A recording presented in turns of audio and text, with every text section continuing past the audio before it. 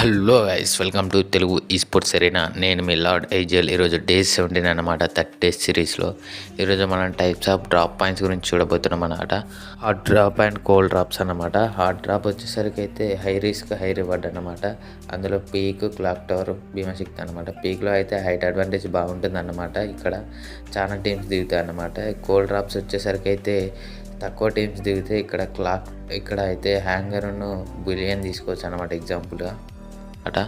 ఆ drop points వచ్చేసరికి అయితే ఏ టీం అయితే స్టార్టింగ్లో అగ్రెసివ్ వాడాలనుకుంటుందో ఆ టీంకి అయితే ఆ డ్రాప్ పాయింట్స్ యూజ్ అవుతాయి అన్నమాట.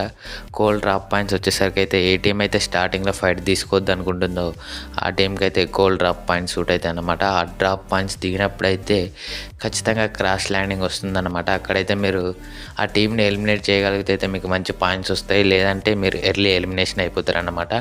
కోల్డ్ పాయింట్స్లో ఏంటంటే మీకు క్రాష్ ల్యాండింగ్ రాదు కాబట్టి మీరు ఈజీగా లూట్ చేసుకొని అయితే ఎర్రీ రొటేషన్స్ అయితే తీయొచ్చు అన్నమాట. సో ఇదన్నమాట డ్రాప్ పాయింట్స్ గురించి. Thank you for watching.